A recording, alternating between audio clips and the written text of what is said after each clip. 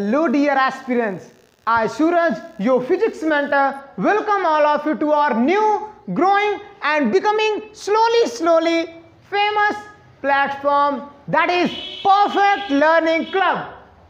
A perfect and different way of study. जैसा कि class 11th के पहले चैप्टर या कहीं कहीं का 0th चैप्टर फिजिकल वर्ल्ड चल रहा है, स्लोली चल रहा है। जैसा कि कोशिश यही करते हैं कि आप लोगों तक बेटर से बेटर कॉन्सेप्ट को दिया जाए, और यहां तक कि हम ये भी प्रयत्न करते हैं कि आप लोगों के लिए, जी हाँ, आप लोगों के लिए जो कॉन्सेप्ट्स हैं वो हीरे की तरह निखर के आए। सो उसी के तरीके से हम बात करते हुए, जैसा कि मैंने फिजिकल वर्ल्ड पहले चैप्टर में बात करा था, what is science, what is physics and what is scope and excitement of physics. तो थोड़ा सा उसी स्कोप में बताते हुए चलते हैं कि जो स्कोप है उसका, जैसे कि पहले मैं बता चुका हूं कि 10⁻⁻15 से लेके 10⁻⁻15 से लेके 10⁻⁻50 किलोमीटर तक की स्टडी जो है करती है अपनी फिजिक्स। और हाँ, फिजिक्स से यार लव करो, तभी आप लोगों को कुछ फील होगा। और हाँ, जैसे कि जो ये ब्रांचेस हैं फिजिक्स के, उनके बारे में थोड़ा भी समझेंगे। इसी स्कोप में हम ये जान लेते हैं कि हम 11th की जो फिजिक्स की स्टार्टिंग करते हैं, 11th से लेके 12th के एंडिंग तक मॉडर्न फिजिक्स तक की स्टडी जो होती है हमारी स्कोप होती है। सो चलिए अब हम बात करते हैं, क्या दिख रहा है यहाँ पे, क्या दिख रहा, जी बिल्कुल, unification and reduction of physics की, यानी कि उसके जो फिजिक्स में लॉज आते हैं उसमें यूनिफिकेशन क्या है, उसमें रिडक्शन क्या है। सो इसी को ध्यान में रखते हुए हम बात करते हैं कि जो यूनिफिकेशन क्या है। मतलब जैसे देखो, अपने कई सारे साइंटिस्ट ऐसे होते हैं जो शुरू से ही यह प्रयत्न करते आ रहे हैं कि कई सारी बातों को ऐसा किया जाए कि किसी एक लॉ में पूरी अंडरस्टैंडिंग ले ली जाए उसकी। जी हाँ, कि कई सारे फिनोमिना को केवल एक ही लॉ में समझ लिया जाए, ऐसा हमारे साइंटिस्ट लगातार प्रयत्न करते चले आ रहे हैं और अब भी कर रहे हैं। ऐसे हमारे कुछ साइंटिस्टों में ये जी न्यूटन जी हैं हमारे, इनको देख लीजिए। न्यूटन जी सबसे पहले कौन सा लॉ दिए? Gravitational law. That is the biggest law, biggest use है इसका ग्रेविटेशनल लॉ का। सो ये एक ऐसा लॉ है जिसमें ज्यादातर फिजिक्स के लॉज, छोटे छोटे लॉज आ जाते हैं, या ऐसे कई सारे लॉज हैं जिनकी वजह से हम कई सारे चीजों की अंडरस्टैंडिंग आराम से ले सकते हैं। जैसे मैक्सवेल ने 4 लॉज दिए और इस 4 लॉ में अपने 12th की पूरी फिजिक्स को सिमेट के रख दिया। जी हां, 4 लॉज में ही पूरी 12th की फिजिक्स को सिमेट के रख दिया। एक ही लॉ अनेक सारे कॉन्सेप्ट्स को मिला के भर दिया उसी में। That is the unification of physics. अब हम बात करेंगे थोड़े और, हाँ, यूनिफिकेशन थोड़ा इंटरेस्टिंग लग रहा मुझे। थोड़ा एक बात और कई सारे साइंटिस्ट में से कुछ ऐसे भी साइंटिस्ट आए जिन्होंने फंडामेंटल लॉज दिए। जी, ये फंडामेंटल लॉज ही यूनिफिकेशन हो सकते हैं, एग्जैक्टली हैं ये। कैसे? ग्रेविटेशन का लॉ दिया न्यूटन ने, पूरा फिजिक्स के 60 to 70% कवरिंग कर दी ग्रेविटेशन के एक लॉ ने। जी, चार्ज तक की बात होती है तो उसमें भी ग्रेविटेशन मिक्स्ड अप होता है। Electromagnetic force, the second one is, इसी फंडामेंटल लॉज में बात कर लेते हैं। हमें ग्रेविटेशन लॉ जो है पहला हमारा फंडामेंटल लॉ है, जिसकी वजह से सारे फंडामेंटल्स के छोटे छोटे नियम जो है, छोटे छोटे कॉन्सेप्ट जो है आ जाते हैं। दूसरा होता है इलेक्ट्रोमैग्नेटिक फोर्स। जी वही बात, मैक्सवेल भैया, 4 लॉ में पूरी 12th की फिजिक्स खत्म, 4 लॉ पूरी फिजिक्स खत्म। Electrostatics, electrodynamics, waves optics, ray optics, पूरी मॉडर्न फिजिक्स, सेमीकंडक्टर वगैरह एवरीथिंग खत्म कर दिए 4 लॉ में। उसके बाद क्या? Strong nuclear force, strong nuclear force, ये दिख रहा है स्ट्रॉन्ग न्यूक्लियर फोर्स लिखा हुआ।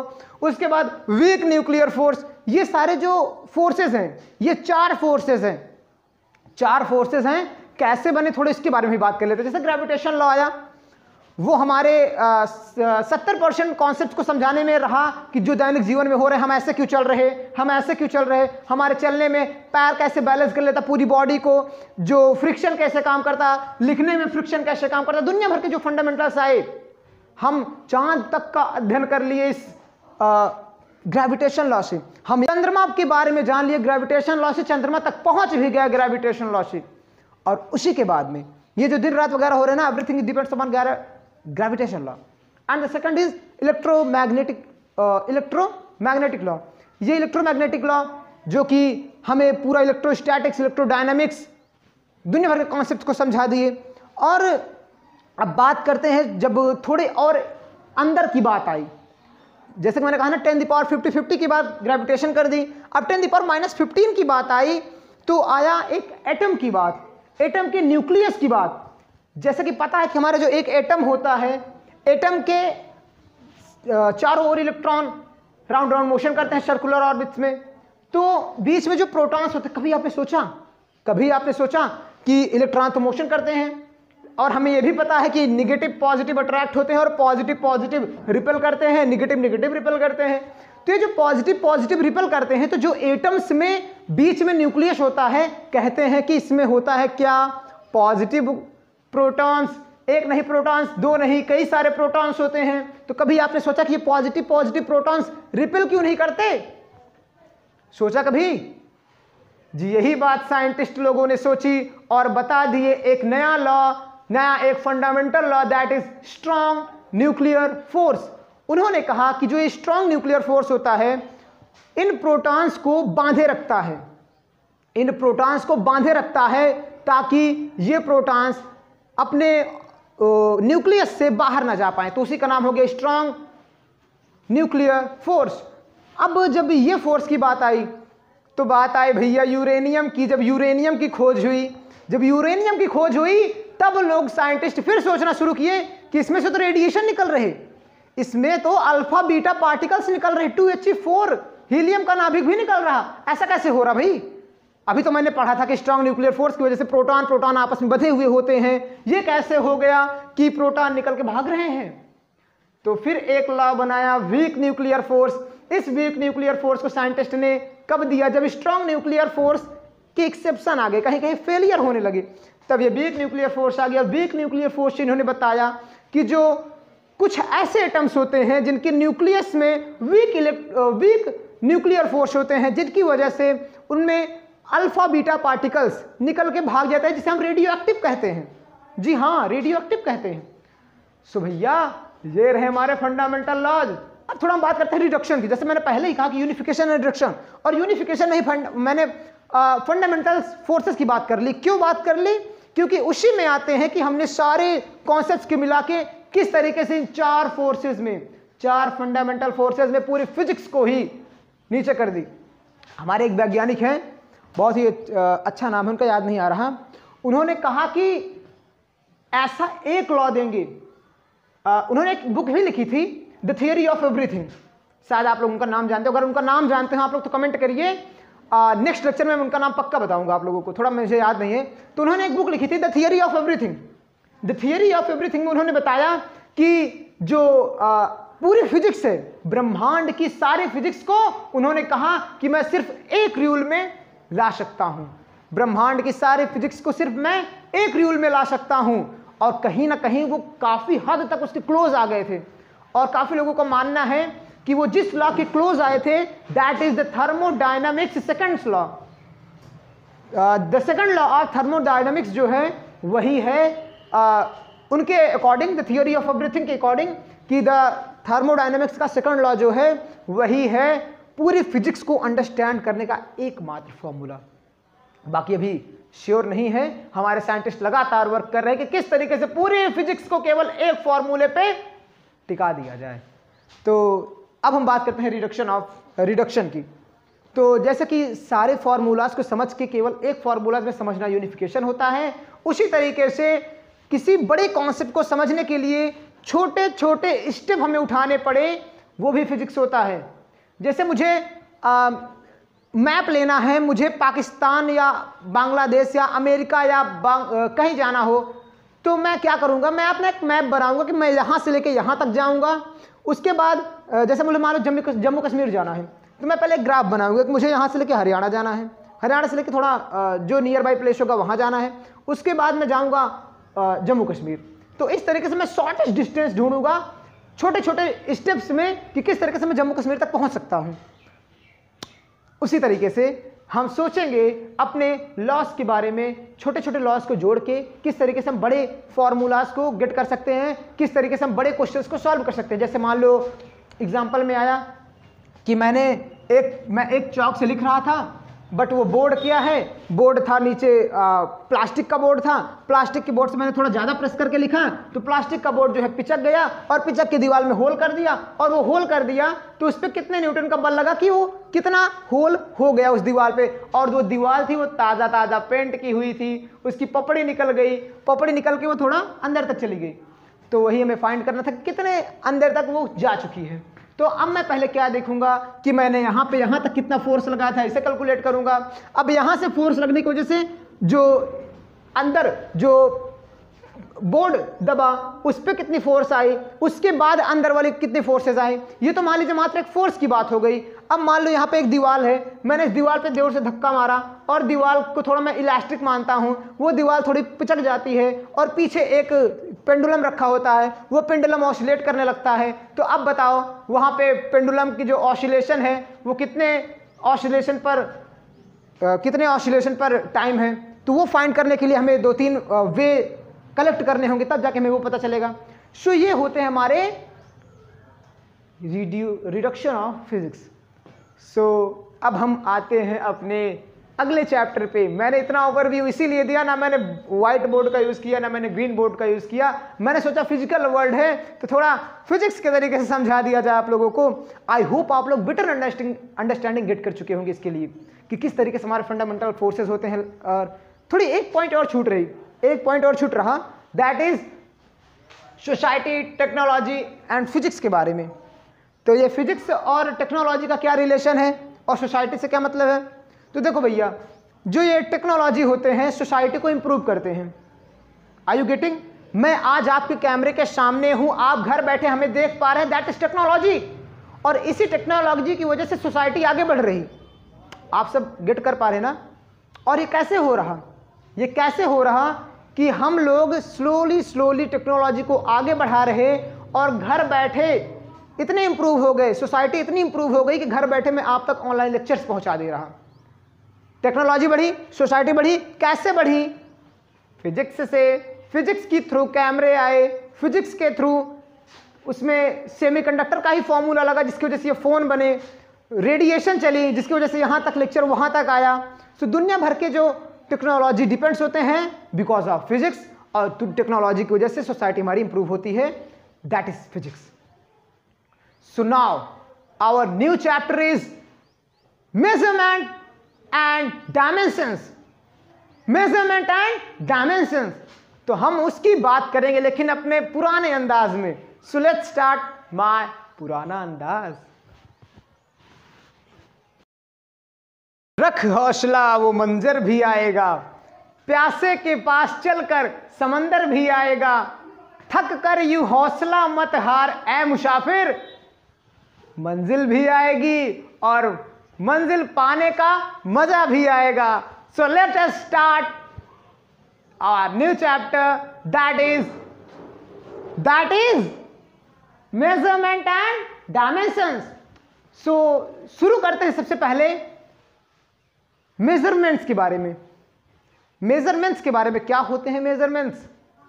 मेजरमेंट होता क्या है? दैट इज मापन। मैं कितना बड़ा हूं, हाइट मेरी कितनी है, हाँ थोड़ी छोटी है यार, चुप रहो, थोड़ी हाइट मेरी कितनी है, इसे कैसे हम मेजर करेंगे? इसी को मेजर करना ही मेजरमेंट है। हम कितने बड़े घर में रह रहे हैं, घर की लेंथ क्या है, ब्रेथ क्या है, इसी को मेजर करना ही मेजरमेंट है। सो मेजरमेंट को हम बहुत ही डिटेल में पढ़ने वाले हैं।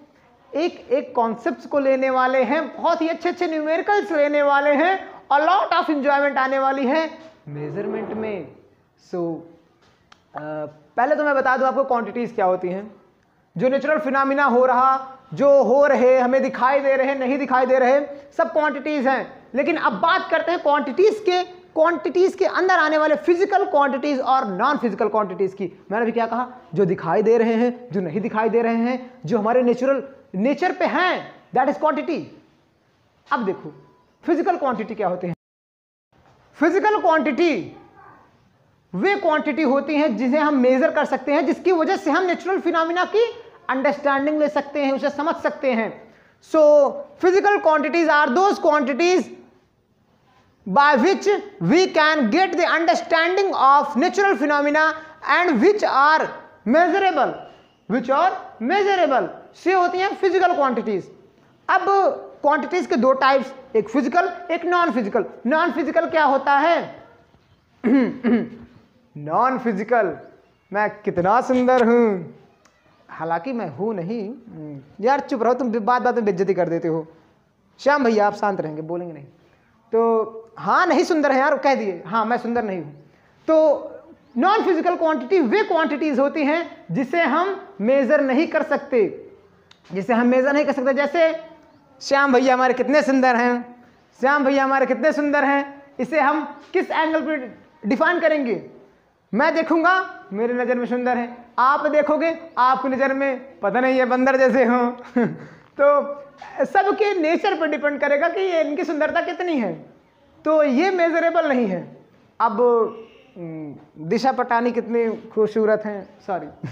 तो वे चीज़ें जो वेल डिफाइंड ना हो या उनकी अंडरस्टैंडिंग, उनका मेजरमेंट हम ना कर सके, that is non physical quantity. अब हम बात करते हैं, अब हम थोड़ा इसका एक एग्जांपल देख लें। जैसे हम लोग क्लास 11th में ही स्टार्ट कर चुके हैं, तो हम सेट्स पढ़ रहे होंगे, तो सेट्स में हम लोग पढ़ रहे होंगे ये कि set is a well defined collection of objects और थिंग्स, जैसे कि वेल डिफाइंड हो, जिससे हम देख सके, मेजर कर सके और वो यूनिक हो। जैसे नेचुरल नंबर है तो नेचुरल नंबर 1 2 3 4 5 6 7 8 ये हैं, इसके अलावा कोई चीज़ नहीं है। अब जैसे ये बोर्ड कितना अच्छा है, ये ग्रीन पर्दा कितना हरा है, ये सारी चीज़ें वेल डिफाइंड नहीं है, सब इसे सेट में नहीं कंक्लूड करते हैं। उसी तरीके से हमारा नॉन फिजिकल क्वांटिटी होती है, जो चीज़ मेजरेबल नहीं होती हैं उसे हम नॉन फिजिकल क्वांटिटी में रखते हैं, जो चीज़ मेजरेबल होती है उसे हम फिजिकल क्वांटिटी में रखते हैं। तो अब हम बात करते हैं आगे, बट उसके लिए मुझे सहायता लेनी पड़ेगी हमारे प्रिय साथी व्हाइट बोर्ड की। सो लेट अस स्टार्ट।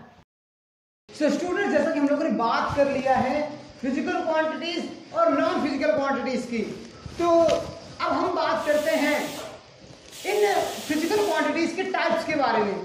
सो लेट अस स्टार्ट। क्या फिजिकल क्वांटिटीज कितने प्रकार के होते हैं? फिजिकल क्वांटिटीज, तो फिजिकल क्वांटिटीज के भैया होते हैं 3 प्रकार। कौन कौन से? पहला है फंडामेंटल क्वांटिटीज,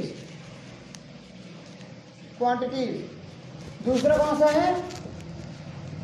डिराइव्ड क्वांटिटीज, और तीसरा कौन सा है? Supplementary quantities. अब हम बात करेंगे एक एक की, कैसे फंडामेंटल क्वांटिटीज की, डिराइव्ड क्वांटिटीज की और सप्लीमेंट्री क्वांटिटीज की। तो फंडामेंटल जो क्वांटिटीज हैं, जैसे कि फंडामेंटल लॉज मैंने बताया, फंडामेंटल फोर्सेस बताई है मैंने, उसी तरीके से फंडामेंटल फोर्सेस क्या होते हैं? सारे फोर्सेस को मिला के कुछ 4 फोर्सेस में सारों को कंबाइन कर दिया। उसी तरीके से नेचुरल फिनोमिना में होने वाले, यानी कि जितने भी क्वांटिटीज को हम मेजर कर सकते हैं, जो यूनिक हैं, वेल डिफाइंड हैं, उनका कलेक्शन जो है आ गया फंडामेंटल क्वांटिटीज में। तो ऐसे देखिए यहाँ पे पहले ये होते हैं 7 कौन से होते हैं? कैसे के एक प्यार से गाएंगे क्या? Length, mass, time, temperature. क्या? Length, mass, time, temperature. अच्छा थोड़ा यहाँ पे जगह कम बच रही, ऊपर पूरा लिखते हैं अलग से बना के। क्या fundamental quantities we will see together length mass time temperature क्या लेंथ फंडामेंटल क्वांटिटी ध्यान रखिए पहले फंडामेंटल क्वांटिटीज तो यहाँ पे लिखते हैं क्या होते हैं ये सात पहला लेंथ दूसरा मास तीसरा टाइम चौथा होता है temperature electric current luminous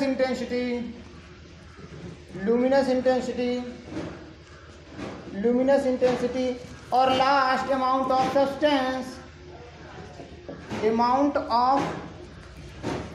substance right इतना समझ में तो मैं बोल रहा हूँ ऑलरेडी आप उससे जाइए तो क्या इसे साथ बताएंगे याद करने के लिए क्या length mass time temperature electric current luminous intensity and amount of substance क्या length mass time temperature electric current luminous intensity and amount of substance. तो हम बात करते हैं इन फंडामेंटल क्वांटिटीज को डिनोट कैसे करते हैं लेंथ को डिनोट करते हैं L से मास को M से टाइम को T से तो टेम्परेचर को किससे करेंगे इससे करेंगे थीटा से या केल्विन से और केल्विन से। अब electric current I luminous intensity जो होता है ये क्या लुमिनस इंटेंसिटी की बात जो है पूरे फिजिक्स में कहीं मुझे मिली नहीं आज तक लेकिन हाँ ये बात होती है किस चीज़ के लिए पता है जो लाइट आ रही जो फ्लैश जल रहा है ये मोबाइल का जो फ्लैश जल रहा है जो कैमरे का फ्लैश जल रहा किस लिए जल रहा इसकी ब्राइटनेस कितनी है उसी की जो कैलकुलेशन होती है लुमिनस इंटेंसिटी में करते हैं इसे डिनोट करते हैं कैंडला से हम CD लिख देते हैं और अमाउंट ऑफ सब्सटेंस को ये सब जानते हैं MOL mole okay are you getting so this is the symbol and this is the 7 fundamental quantities now we will talk about derived quantities तो डिराइव्ड क्वांटिटीज की बात करते हैं एक बार से रिपीट कर ले length mass time temperature electric current luminous intensity and amount of substance so we will talk about derived quantities derived quantities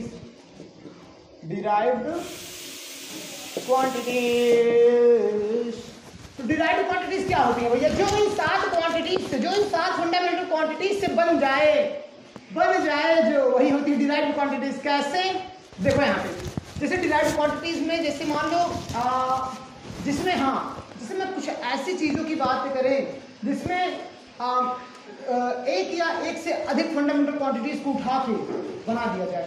जैसे मैं एरिया की बात करता हूँ ना एरिया तो एरिया में क्या आएगा लेंथ और ब्रेड्थ आएगा लेकिन लेंथ को किससे मापते हैं मीटर में ब्रेड्थ को किससे मापते हैं मीटर में। सो हम लेंथ और ब्रेड्थ को मीटर में लेंगे लेकिन अगर उससे एरिया निकालेंगे तो हो जाएगा मीटर स्क्वायर। बनी किससे दो फंडामेंटल क्वांटिटीज जो कि सेम है सेम से ही बन लेकिन है तो अलग अलग क्वांटिटीज तो बन गया क्या ये एरिया क्या हुआ length into breadth is equal to L into L is equal to metre square या L स्क्वायर जो भी आप कहो लेकिन ये बनी किससे दो फंडामेंटल क्वांटिटीज से ये है डिराइव्ड क्वांटिटीज। दूसरे से बात करते हैं वेलोसिटी की। वेलोसिटी क्या होती है yes total distance upon total time. अब यहाँ पे हम देख रहे हैं डिस्टेंस तो किसमें हम कवर करते हैं तो मीटर सेंटीमीटर किलोमीटर में। अब यहाँ पे जैसे किलोमीटर हो गया अब यहाँ पे टोटल टाइम को किससे सेकंड में मीटर में तो यानी कि हमें यहाँ पे भी मात्रक नहीं लिख रहे यूनिट्स नहीं लिख रहे। अभी हम बात करेंगे डिस्टेंस पे तो मान लीजिए L बाकी टाइम क्या हो गया L/S मतलब वेलोसिटी क्या है मीटर प्रति सेकंड L/T टाइम तो मीटर प्रति सेकंड यानी कि जो क्वांटिटीज ऐसे बन जाए मीटर स्क्वायर मान लो जो क्वांटिटीज 7 फंडामेंटल क्वांटिटीज से बने वो होती हैं डिराइव्ड क्वांटिटीज। जैसे एक्सेलरेशन की बात करते हैं हम जिसे हिंदी में त्वरण कहते हैं तो एक्सेलरेशन क्या होता है change in velocity divided by upon change in time. तो चेंज इन वेलोसिटी और ये वेलोसिटी कितने टाइम में चेंज हुई टाइम कब की जब velocity during change of velocity during change of velocity. ये सारे कॉन्सेप्ट जो आगे आएंगे हम इतने अच्छे से बता देंगे आपको कि क्यों हम टाइम को ड्यूरिंग चेंज ऑफ वेलोसिटी में ही लेते हैं। मान लो कोई गाड़ी चल रही है, लगातार इसका जो एक्सेलरेशन है बढ़ नहीं रहा ना घट रहा, वेलोसिटी से चल रही है, अचानक उसमें एक्सेलरेशन आ गया। मान लो कोई गाड़ी है यहाँ से लेकर यहाँ तक, ये वेलोसिटी से आ रही है इस 2 सेकंड तक, उसके बाद यहाँ से एक्सेलरेशन शुरू हो गया 4 मीटर प्रति सेकंड स्क्वायर का, और इसने 3 सेकंड तक एक्सेलरेशन अपना कायम रखा, तो क्या हम टाइम 3 2 5 लेंगे? नहीं, एक्सेलरेशन काउंट करेंगे तो एक्सेलरेशन चेंज इन वेलोसिटी के समय पे लेंगे हम। यहाँ पे वेलोसिटी चेंज हुई इसलिए आया acceleration, change in velocity is equal to acceleration. तो ये हुआ, ये हो जाएगा मीटर प्रति सेकंड अपॉन टाइम भी सेकंड में, ऊपर जाएगा तो हो जाएगा मीटर प्रति सेकंड स्क्वायर। तो ये 3 फंडामेंटल क्वांटिटी से बन गई। इसी तरीके से 2 3 4 5 6 7 8 जितनी भी आप बना लिया आपके ऊपर डिपेंडेंट है। जैसे फोर्स की बात कर लेते हैं थोड़ा सा, तो फोर्स कितने से बनता है? मास से, यानी कि फोर्स होता है, पहले हम बात करेंगे। हम लोगों ने इतनी ज्यादा फोर्स की बात करी, फंडामेंटल क्वांटिटीज की, वो फंडामेंटल फोर्सेस की बात करें तो फोर्स क्या होता है? फोर्स क्या होता है? किसी चीज को हम डिस्प्लेस करने की कोशिश करें, वही फोर्स है। अब या हो यार या ना हो, उससे नहीं मतलब कि हम कोशिश कर रहे हैं, फोर्स लगा रहे हैं तो वो फोर्स है, बल है। किसी चीज को डिस्प्लेस करने के लिए, किसी चीज को डिस्प्लेस करने के लिए कितना डिस्प्लेस किया जाए, उस पर कितना मास है, यही बात जो है हमारी फोर्स होती है। यानी कि फोर्स क्या होती है? m × a। मास और एक्सेलरेशन, किसी ऑब्जेक्ट को मैंने कितना पुश करा, कुछ एक्सेलरेशन यानी चेंज इन वेलोसिटी कितनी होगी, दैट इज फोर्स। अब हम जैसे फोर्स की बात करते हैं, पहले मास होती है, उसके बाद एक्सेलरेशन की बात हम ऑलरेडी कर चुके हैं। क्या m × मीटर प्रति सेकंड स्क्वायर, मास किसमें लिखते हैं? किलोग्राम में, तो क्या हो गया? किलोग्राम मीटर प्रति सेकंड स्क्वायर। तो ये कितने क्वांटिटी से बनी? 1 2 3, और इसको अगर 2 बार लिए हैं तो 2 बार, यानी कि 4 फंडामेंटल क्वांटिटीज को मिला के क्वांटिटीज 3 मिली, लेकिन टाइम वाली क्वांटिटीज 2 बार है, यानी कि 4 बार हमें फंडामेंटल क्वांटिटीज का यूज करके फोर्स बनाना पड़ा। सो इसी तरीके से यह डिराइव्ड क्वांटिटीज, एक सिंपल वर्ड में हम जान लेते हैं डिराइव्ड क्वांटिटीज क्या होते हैं, जो फंडामेंटल क्वांटिटीज से मिलकर बने होते हैं। अब हम और भी एग्जांपल्स की बात करेंगे, लेकिन धीरे धीरे आगे बढ़ने दो हमें। पहले हम एक टॉपिक को कवर कर चुके हैं, स्टार्टिंग है। अरे अभी क्या देखिए आप, इतने ज्यादा फंडामेंटल क्वांटिटीज ये 7 ही हैं, 7 से कितने ज्यादा बन गए हैं आपको पूरी फिजिक्स में पता चलेगा। पूरे ग्रेविटेशन जब पढ़ेंगे, मोशन पढ़ेंगे, motion in straight, motion in plane, motion in 3D वगैरह सब पढ़ेंगे तो देखा जाएगा। तो हम लोग बात करते हैं सप्लीमेंट्री क्वांटिटीज की। सप्लीमेंट्री क्वांटिटीज की, सप्लीमेंट्री क्वांटिटीज होती है 2 प्रकार की होती है। पहली जो होती है वो है एंगल, और दूसरी जो होती है वो है solid angle. Solid angle, angle और सॉलिड एंगल। एंगल क्या होता है? जिसका हम मेजर 2D में करते हैं, 2D में सब्स्टिट्यूट एंगल्स को, यानी कि जैसे मान लीजिए हमारा एक ट्रायंगल है। अब इस हाइपोटेनस के अकॉर्डिंग अगर बेस को ले लेते हैं ऐसे, और ये लेंथ को अगर हम मेजर करते हैं, मतलब कितने एंगल पे सब्स्टिट्यूट हुआ, तो मान लीजिए हमें पता चला 3 डिग्री, मतलब 3 डिग्री। इसलिए अगर हम रेडियस में करेंगे तो रेडियस में हम π/180 से कैलकुलेट करके हम इसे रेडियस में फाइंड करेंगे। क्या कहते हैं यार, रेडियन में, इसकी यूनिट जो होती है रेडियन में, यूनिट अभी हम आगे पढ़ रहे हैं। और सॉलिड एंगल का जो होता है, सॉलिड एंगल क्या होता है, वो 3D एंगल होता है। जब 3D एंगल की सब्स्टिट्यूशन की बात आ जाती है तो वो हो जाता है सॉलिड एंगल। जब 2D एंगल की सब्स्टिट्यूशन की बात आ जाती है तो वो होता है क्या वो होता है एंगल। जैसे मान लो 2D है, 2D सरफेस है, उस पे एंगल सब्स्टिट्यूट हुआ, ये उठा, ये क्या है? बीच वाला एंगल है, यानी कि हम आवाज से भी निकल जा रहे हैं, मुझे ऐसे डायरेक्टली निकल जा रहा है एंगल 2D पे कितने एंगल पे झुका हुआ है। कोई चीज 2D सरफेस पे कितने एंगल पे झुका हुआ है। 3D की जब बात करेंगे तो 3D की बात हो जाएगी तो ये वाला एंगल। मान लो कोई कोन होता है, कोन से निकले चारों दिशाओं में फैल गया जो, वो वाला एंगल। ऐसे एक पॉइंट से निकला, इधर का भी एंगल मेजर किया, इधर का भी मेजर किया, इधर का भी मेजर किया, इधर का भी मेजर किया, ऐसे मेजर कर रहा है। जैसे एग्जाम्पल दिखा रहे हैं आपको, आज इसके कागज है, ये एक पेपर है, इसको मैंने एक कोन बना दी, कोन, ये मान लो ये कोन है। तो जो इस कोन से जो एंगल सब्स्टिट्यूट हो रहा, ये ऐसे फैलते हुए आ रहा ना, तो जो कौन से एंगल सब्स्टिट्यूट हो रहा वो होता है हमारा सॉलिड एंगल, जिसे हम मेजर करते हैं स्टेरेडियन से। किससे मेजर करते हैं? स्टेरेडियन से।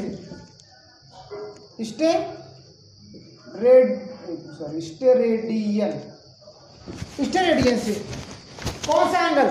जो एक स्फेयर को या क्यूबॉइड को किसी सेंट्रल पॉइंट किसी भी पॉइंट से लेके 3D एंगल सब्स्टिट्यूट करे। समझ पा रहे हो? ऐसे ऐसे करके ऐसे करके पूरे सर्कल को स्फेयर को कवर कर ले, that is steradian solid angle. इसे हम स्टेरेडियन से कैलकुलेट करते हैं। जैसे अब मान लो हम एंगल को किससे कैलकुलेट करेंगे? रेडियन से। वो आएगा तो डिग्री में है तो डिग्री में या रेडियन में आएगा। कैसे आएगा? सिंपली वे में आएगा। टोटल एंगल कितना होता है? एक स्ट्रेट लाइन है तो उसका कितना होता है? 180। पूरा जब इसे हम टर्न कर देंगे तो कितना होगा? 360। इसे हम पाई, इसे हम 2 पाई कहेंगे। अब बात करते हैं स्ट्रेट, ये बात है एंगल की। टोटल हाई एंगल कितना होता है? 360। अब हम बात करते हैं सॉलिड एंगल की। जब हम बात करेंगे तो सॉलिड एंगल क्या होता है? सॉलिड एंगल क्या होता है? सॉलिड एंगल में पूरा सरफेस एरिया लेंगे, यानी कि जैसे हम देखो, अगर हमें एक सर्कल स्फेयर है उसका निकालना है हमें सॉलिड एंगल, तो ये हम सरफेस एरिया लेंगे पूरा। ये जो स्फेरिकल सरफेस एरिया है, ऐसे सरफेस एरिया होगा इसका, ऐसे राउंड शेप में। सर्कल नहीं होगा, 2 पाई आर वाला नहीं होगा या पाई आर स्क्वायर वाला नहीं होगा। ये क्या होगा? ऐसे वाला होगा, जो ऐसे से अगर इसे हम कवर करेंगे तो ऐसे करेंगे ना, तो ऐसे कवर करके जो स्फेयर बनेगा उसका जो क्या होता है टोटल एरिया अपॉन रेडियस का square. Total area upon radius का स्क्वायर। इसी तरीके से हमारा टोटल सरफेस एरिया होता है स्फेयर का, वो 4 पाई आर स्क्वायर होता है। कैसे? देखो, हम अगर यहां से इसे लें तो एक छोटा सा जो होता है उसका पूरा स्फेयर क्या होता है? Pi r square, 4 pi r square. Sphere का जो सरफेस एरिया होता है, नीचे आर स्क्वायर से r square cancel, total angle कितना आया? 4 पाई। यानी कि एक स्टेरेडियन मैक्सिमम कितना काउंट कर सकता है? 4 पाई रेडियन। यानी कि एक सॉलिड एंगल का मैक्सिमम एंगल होता है 4 पाई। और इसी 4 पाई को जब हम रेडियस स्क्वायर करते हैं, मतलब देखो किसी चीज का सरफेस एरिया जो होता है, सरफेस एरिया कहते हैं पूरा टोटल एरिया जो होता है radius square into solid angle, total solid angle होता है। सॉलिड एंगल किसी चीज का हमें टोटल एरिया काउंट करना है स्फेयर का, तो हम क्या करेंगे? सॉलिड एंगल को रख के इसका रेडियस स्क्वायर कर देंगे।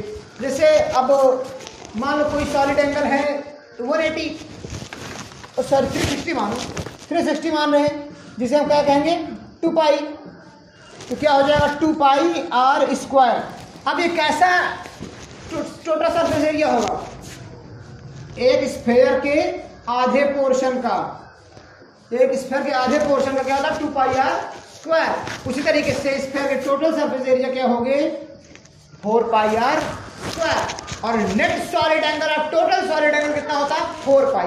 तो ये रहा हमारा सॉलिड एंगल कॉन्सेप्ट। अगर आपको समझ में नहीं आया सॉलिड एंगल क्या होता है एग्जैक्टली, 3D कोण से निकला, चारों दिशाओं में ऐसे करके माप लिया। नहीं समझ में आया? अब हम बात करते हैं यूनिट्स की। तो यूनिट्स क्या होते हैं? यहाँ पे हमने लिखा यूनिट्स। देखो हमारी एनसीईआरटी कहती है कि यूनिट जो होता है कंपैरिजन होता है। यूनिट्स होता है कंपैरिजन होता है। जैसे मुझे अगर लेंथ को मापना है, थोड़े से समझ ले तो उसके बाद आगे चलते हैं। जैसे मैं लेंथ को मापना है, यहाँ से लेके यहाँ तक के हमें लेंथ को मापना है, तो क्या होती है? कंपैरिजन होता है। जैसे मान लो 1 मीटर है, तो यहाँ पर मान लो 1 मीटर मैंने लिखा, तो इसके आगे क्या करेंगे? हम इसी को कंपेयर करेंगे। 1 metre and 2 metre, it is twice of 1 metre, it is thrice of 1 metre. तो यूनिट क्या होता है? कंपेरिजन होता है। अगर इसे हम मीटर को यूनिट्स मतलब एक तरीके से कंपैरिजन होता है जो इंटरनेशनल सिस्टम द्वारा डिसाइड किया गया है। हर देशों का अपना एक अलग सिस्टम डिसाइड करा गया है।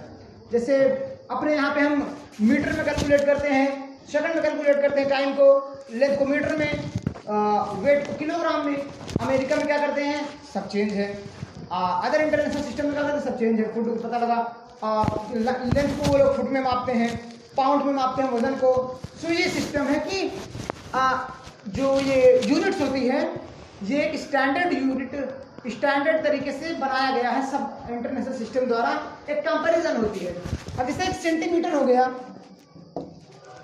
तो कहीं कहीं हम अगर लेंथ को सेंटीमीटर में माप लेंगे तो क्या गलत कर देंगे, नहीं, सही होगा। हम अपने सुविधा के अनुसार माप लेते हैं। अब इसे मुझे 5 किलोमीटर को सेंटीमीटर में नापेंगे, 5 किलोमीटर को नहीं ना, हमें भी तो यूज करना होगा। मेरी हाइट कितनी है, अब इसे हम फुट में ही कैलकुलेट करेंगे ना। कुछ लोग होते हैं जो सेंटीमीटर में कैलकुलेट करते हैं अपनी सुविधा के अनुसार। तो यूनिट से एक कंपैरिजन होती है जो अपनी अपनी सुविधा के हिसाब से सब अपने सेलेक्ट कर लेते हैं। लेकिन हाँ, यही सिस्टम चलता था पहले कि सब लोग अपने अपने देश में अपना अपना अलग लेके बैठे थे। कोई MKS प्रणाली यूज कर रहा था, कोई CGS, कोई FPS। तो एक स्टैंडर्ड इंटरनेशनल सिस्टम वालों ने SI यूनिट बनाई, SI यूनिट बनाई, जिसमें उन्होंने बना दिया कि भैया नहीं, अब तुम नहीं बोलोगे, तुम नहीं बोलोगे, तुम भी नहीं बोलोगे, अब बोलेंगे सिर्फ हम, जो कि कम्युनिटी बना के बैठे हुए हैं। अब एक SI यूनिट आई जिसमें निर्धारित कर दिया गया कि भैया इसमें यही बोला जाएगा, लेंथ में मीटर ही होगा, समय का सेकंड ही होगा, वजन का किलोग्राम ही होगा। तो इसीलिए तो आप थोड़ा एक बार इसे बात कर लेते हैं थोड़ा हम। देखो, जैसे मैंने आपको बताया कि यूनिट्स की कंपैरिजन होती है, तो उसी कंपैरिजन के तरीके से हमने अभी 7 फंडामेंटल क्वांटिटीज पढ़ी, length, mass, time, temperature, length, mass, time, temperature, electric current, luminous intensity, and last one is the amount of substance, amount of substance। तो लेंथ का क्या होता है यूनिट, मीटर, कैलकुलेट करते हैं मीटर में। अब आप लेकिन उससे मतलब नहीं, एक स्टैंडर्ड यूनिट है, स्टैंडर्ड यूनिट है कि हम लेंथ को मीटर में करते हैं, करेंगे। मास को किलोग्राम में, टाइम को सेकंड में, टेम्परेचर को केल्विन में, केल्विन में। अब हम डिग्री सेल्सियस में कर सकते हैं, डिग्री फ़ारेनहाइट में कर सकते हैं, करते किसमें, केल्विन में। This is the standard. Electric current को करें किसमें, एम्पियर में। ल्यूमिनस इंटेंसिटी को कैंडला में, इसे मोल में करते हैं, एज एवरीवन नो। तो ये होते हैं हमारी units, these are our units. और यूनिट्स फंडामेंटल क्वांटिटीज की भी यूनिट्स होती हैं, जिससे वो बनी होती है, उसे उठाते हैं, हमें कैलकुलेट करते हैं। मीटर सेकंड से बनी है, ओ सॉरी, लेंथ अपॉन टाइम से बनी है, लेंथ अपॉन टाइम से बनी है तो हो गया metre second. Length upon temperature से बनी है तो मीटर अपॉन केल्विन। ऐसा होता नहीं, लेकिन मैं बता रही हूँ जितने फंडामेंटल क्वांटिटीज से बनी होती हैं उसी की यूनिट्स को उठा के एडजस्ट करते चले जाते हैं, तो हमारी डिराइव्ड यूनिट बन जाती हैं। अब वो सप्लीमेंट्री यूनिट्स क्या होती है, सप्लीमेंट्री यूनिट्स वो होती हैं रेडियन और स्टेरेडियन, जो बनी होती है एंगल और सॉलिड एंगल से। एंगल को हम रेडियन में मापते हैं और सॉलिड एंगल को हम स्टेरेडियन में मापते हैं, जो चारों तरफ से 3D एंगल को कवर करता है। एक रूम में अगर बीच से सब्स्टिट्यूट करें तो चारों दिशाओं में अगर सब्स्टिट्यूट होगा तो 360 एंगल सब्स्टिट्यूट करेगा, एक 3D एंगल। तो अब हम बात करेंगे, यूनिट्स की हमारी बात हो गई। अब थोड़ा हम बात करेंगे किसकी, डायमेंशंस की, डायमेंशंस की। हाँ, जो ये मेजरमेंट चैप्टर है बहुत आगे जाएगा, अभी खत्म नहीं होने वाला ये। इसमें स्क्रू गेज वगैरह बहुत सारे मापने वाले जो औजार हैं, जिसे हम औजार कहेंगे, मतलब जो है इंस्ट्रूमेंट से, सब आपको दिखाए जाएंगे। बाकी अभी तो फिलहाल डायमेंशंस की बात करते हैं। तो डायमेंशन क्या होते हैं, तो एक सिंपल से वर्ड्स में डायमेंशंस जो होते हैं वो होती हैं पार्ट्स, वो होती हैं exponents. These are the exponents of the physical quantity, physical, or we can say fundamental quantities,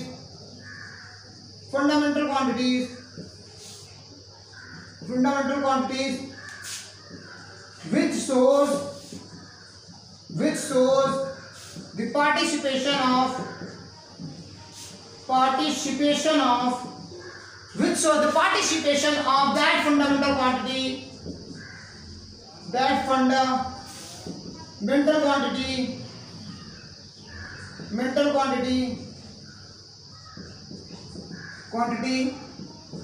in that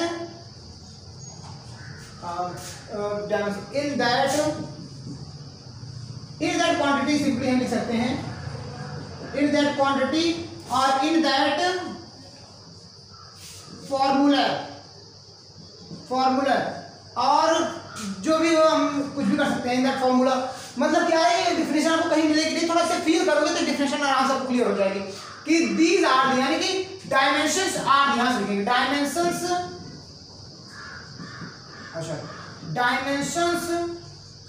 are the exponent of the fundamental quantity which shows the participation of that fundamental quantity in that quantity formula। Fundamental quantity मैंने क्यों लिखा यहाँ पे, या मैं physical quantity भी लिख सकते हैं, नेचुरल क्वांटिटीज भी लिख सकते हैं, लेकिन मैंने फंडामेंटल क्वांटिटीज इसलिए लिखा क्योंकि फंडामेंटल क्वांटिटीज का ज्यादा यूज आता है, तो मैंने फंडामेंटल क्वांटिटीज लिख दिया। ठीक, मारोगे तो नहीं? हाँ ठीक है। तो dimensions are the exponent of that fundamental quantity which shows that the participation of, मतलब अगर मैंने मीटर प्रति सेकंड की बात करी तो डायमेंशन लिखेंगे तो डायमेंशन वो पार्ट्स होती है, dimension are the part, exponent माने पार्ट्स, हिंदी में बात करें तो घाते, तो वे पार्ट्स होती हैं जो ये शो करता है कि लेंथ में हमारा कितना सब्स्टिट्यूशन यानी कितना पार्टिसिपेशन है उस फॉर्मूला में। जैसे एक्सेलरेशन की बात करें तो टाइम का कितना पार्टिसिपेशन है 2, लेंथ का कितना पार्टिसिपेशन है 1। तो ये होता है, ये अपने फंडामेंटल क्वांटिटीज जो है शो करते हैं अपना participation in derived unit and in other fundamental units, in fundamental units and derived units. Okay, हाँ रेडियन और स्टेरेडियन भी होता है, इसलिए मैंने कहा कि यहाँ फंडामेंटल क्वांटिटी से जगह फिजिकल क्वांटिटी भी लिख सकते हैं। तो अब हम बात करेंगे भी डायमेंशंस की। तो देखो जैसे फिर से एक बार अपनी फंडामेंटल क्वांटिटीज को हम उठाते हैं, फिर एक बार अपनी फंडामेंटल क्वांटिटीज को उठाते हैं। कौन सा बहुत यूज है फंडामेंटल क्वांटिटीज, इसलिए मैंने इसे गाकर बता दिया आपको। Length, mass, time, temperature, electric current and luminous intensity, amount of substance। सो हम फिर से बात करते हैं length, mass, time, temperature, electric current, luminous intensity and क्या amount of substance। तो देखो जनरली हम यूज करते हैं लेंथ, मास और टाइम को किसी डायमेंशन में यूज करने के लिए जो स्टैंडर्ड है। ठीक, इन सब की भी होती है, टेम्परेचर की भी होती है, लेकिन जनरली हम यूज करते हैं लेंथ, मास और टाइम के लिए। क्या लेंथ के लिए हम क्या यूज करते हैं L, M के लिए क्या यूज करते हैं M, टाइम के लिए क्या यूज करते हैं डायरेक्टली T। अब देखो टेम्परेचर ने कहा यार ये तो हमारा T ले लिया, अब हम क्या करें T आ जाते हैं तो केल्विन पे या तो थीटा पे। अब इलेक्ट्रिक करंट को हम बात करते हैं A से, ल्यूमिनस इंटेंसिटी को बात करते हैं CD से, अमाउंट ऑफ सब्सटेंस को हम डायरेक्टली मोल लिख देते हैं। ओके, ये क्या है, ये डायमेंशन फार्मूलाज अगर हम लिखेंगे तो लिखा जाएगा। डायमेंशन फार्मूलाज को लिखा कैसे जाता है, इसके फार्मूलाज क्या होते हैं थोड़ा हम बात करेंगे अभी ही तुरंत। तो देखो इसे आप नोट कर लीजिए अच्छे से। अब हम देखिए यहाँ पे दिखाते हैं आपको किस तरीके से यूज करते हैं डायमेंशन फार्मूलाज को हम कैसे यूज करते हैं। इसको हम लिखते हैं स्क्वायर ब्रैकेट में और कैपिटल लेटर में सभी तो हम बता ही देंगे, जैसे L, M, T, जिसे हम लिखते हैं MLT के फॉर्म में MLT, थीटा, ACDMOL। 1 2 3 4 5 6 7 सब आ गए ना। इसे स्क्वायर ब्रैकेट के अंदर बंद किए, जनरली लिखा जाता है इस फॉर्म में। लेकिन ये होता है क्या, अगर हम लिखे सारी फंडामेंटल क्वांटिटीज को उठा के तो ऐसे होता है इसका डायमेंशन। लेकिन हम लोग लिखते कैसे हैं MLT के फॉर्म में। MLT के फॉर्म में क्यों लिखते हैं, कभी कभी बीच में आ जाता है MLT, थीटा या एम्पियर आ जाता है, तो लेकिन लिखते हैं हम इसे इसी फॉर्म में है। क्योंकि कैंडला और मोल अमाउंट ऑफ सब्सटेंस का यूज बहुत ही कम आता है और एम्पियर का भी यूज बहुत कम आता है, इसलिए इसे MLT के फॉर्म में लिखते हैं। कहीं कहीं पे थीटा का यूज आ जाता है, एम्पियर का यूज आ जाता है, तो उसे बीच में कर लेते हैं। बाकी जनरली मैट्रिक के फॉर्म में लिखते हैं। अब देखिए अगर स्क्वायर ब्रैकेट में नहीं लिखे होगे भैया तो आपका ये डायमेंशन फॉर्मूला गलत हो जाएगा। जैसे इसे आप कैसे लिखेंगे, देखो जैसे मान लो हमने वेलोसिटी की बात करी, तो इसका क्या होगा, मीटर प्रति सेकंड, यानी कि total distance upon total time. तो टोटल डिस्टेंस हमारा क्या है, किसमें कैलकुलेट करेंगे, मीटर में लिख दिए भैया मीटर, और टोटल टाइम को सेकंड में, तो सेकंड लिख दिए। अब मीटर का डायमेंशन क्या होता है, हमने लिखा था लेंथ की डायमेंशन क्या होती है, इसे हम कहते हैं इसमें लेंथ अपॉन टाइम। तो लेंथ का हमारा क्या होता है, अभी हमने लिखा था ना एल, टाइम का क्या होता है टी, तो क्या हो गया एल बाई टी, इसे कैसे लिखेंगे एल टी माइनस 1, ये हो गया। लेकिन स्टैंडर्ड में लिखते हैं, हमेशा यूनिट्स को स्टैंडर्ड में लिखा जाता है, तब लिखेंगे m0 l t माइनस 1 की कोई पावर होती नहीं।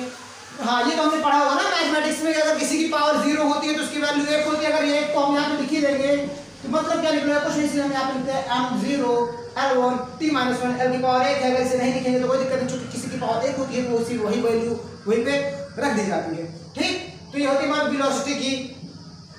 अब देखो जैसे यहाँ पे क्या हो गया, अब थोड़ा फोर्स की बात कर लेते हैं जो कि बहुत इंपॉर्टेंट है, उसे आप लोग नोट करिएगा। फोर्स m इंटू एक्सेलरेशन, तो देखो मास क्या होता है किलोग्राम, ठीक, किलोग्राम किसमें लिखते हैं अभी बात बताएंगे। और एक्सेलरेशन का तो मीटर प्रति सेकंड स्क्वायर, किलोग्राम किसमें लिखा जाता है m में, मास, और मीटर को मीटर है तो लेंथ में, और सेकंड स्क्वायर को यानी कि टाइम में, तो टी स्क्वायर हो गया नीचे। अब क्या हो गया m1 l1 t minus 2 square bracket में। अब इसे हम और स्टैंडर्ड में लिखेंगे क्या होगा m l t माइनस 2। अब कोई पूछेगा what is the dimension of force, तो आप लोग क्या बताओगे, dimension of the force is m l t power minus 2, और तुम्हें एक रपेटा खींच के मारेगा। क्यों क्यों क्यों, मैंने भी क्या बताया, dimensions are the exponent, dimension are the parts. तो हम डायमेंशन पार्ट्स बताएंगे जो कि ये डिफाइन करेंगे कि मीटर की वैल्यू जो है फोर्स में कितनी सब्स्टिट्यूट है, मीटर सॉरी मास की पार्टिसिपेशन, किलोग्राम का पार्टिसिपेशन कितना है फोर्स में, तो कितना है 1, लेंथ का पार्टिसिपेशन कितना है फोर्स में 1, टाइम का पार्टिसिपेशन कितना है फोर्स में -2, तो यहाँ पे -2 लिख देते हैं कॉमन लगा कि ये हो गया हमारा डायमेंशन। हमारा डायमेंशन क्या हुआ 1 1 -2 किसका, फोर्स का। लेकिन अगर बात करेगा कि मास की टर्म में फोर्स का कितना है डायमेंशन, तो हम बात करेंगे 1 कि फोर्स की टर्म में, मास की टर्म में फोर्स का कितना है डायमेंशन, यानी कि मास का योगदान कितना है 1, लेंथ का कितना योगदान है 1, टाइम कितना योगदान है -2। Got it. अब ये जो हम लिखे ये क्या है, फिर भैया आपने ये क्या बताया, ये है क्या डायमेंशन फॉर्मूला, ये है डायमेंशन फॉर्मूला -2। इसी तरीके से थोड़े और डायमेंशन निकालते हैं और अच्छे से मजे लूटते हैं डायमेंशन की। डायमेंशन फॉर्मूला के हाथ याद रखिएगा, डायमेंशन कोई पूछे हमें केवल पार्श्व बतानी है, केवल पार्श्व बतानी है। अगर आपने पूरा डायमेंशन फॉर्मूला बता दिया तो आप कोई रपेटा मारेगा और बोलेगा किससे पढ़ के आए हो, तो आप लोग हमारी बेइज्जती करोगे। तो अब हम बात करते हैं, एक्सेलरेशन की बात हुई, उसी में आ गया मास वाले में, कोई दिक्कत नहीं। एक्सेलरेशन की बात करते हैं। यहाँ पे होता है जैसे लेंथ होता है, उसके बाद टाइम का स्क्वायर होता है, कैसे, total velocity, change in velocity upon change in time. तो लेंथ हुआ, लेंथ टाइम किसमें हुआ टी स्क्वायर, आया कितना l t की -2, स्टैंडर्ड में लिखेंगे इसे, तो m0 l t -2। ठीक, आई यू ऑल गेटिंग। इसी तरीके से हम हर एक चीज के, यानी कि हर एक डिराइव्ड यूनिट्स के फॉर्मूला वो निकाल सकते हैं। डायमेंशन जैसे एरिया की बात कर दी, एरिया क्या है metre into metre equal to metre square, यानी कि लेंथ स्क्वायर यानी कि L2 इसे स्टैंडर्ड लिखेंगे तो m0 l2 t0, समझे आप लोग। अब जैसे एरिया की बात हो गई, हम बात करते हैं जैसे एरिया हो गया ना। अब हम देखेंगे कि जैसे एक होता है मीटर, एक होता है एरिया, एक होता है सरफेस एरिया, जिसे हम क्यूब कहते हैं। अगर हम क्यूब की बात करते हैं तो metre into metre into metre, यानी कि यल इंटू यल बराबर यल क्यूब। अगर स्टैंडर्ड लिखें तो m0 यल क्यूब t0, ओके।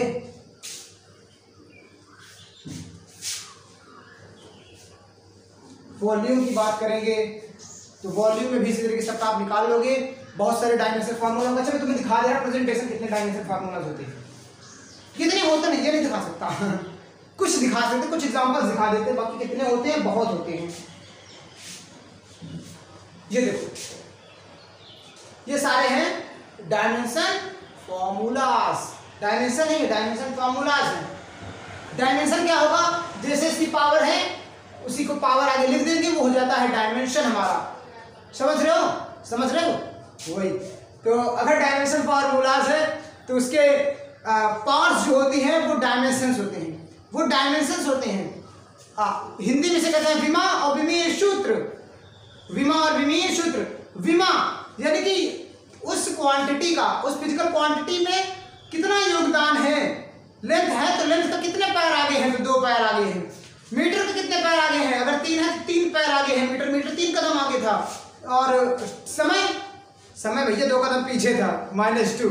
तो ये होता है कि योगदान कितना है किसका, ठीक। तो इसी के साथ हम अपने लेक्चर को करते हैं द एंड। नेक्स्ट लेक्चर में हम लोग आगे चलेंगे मेजरमेंट के, और इसी तरीके से अच्छे कॉन्सेप्ट लाएंगे, इससे अच्छे कॉन्सेप्ट लाएंगे, इससे अच्छे कॉन्सेप्ट देने का प्रयास करेंगे। तब तक के लिए गुड।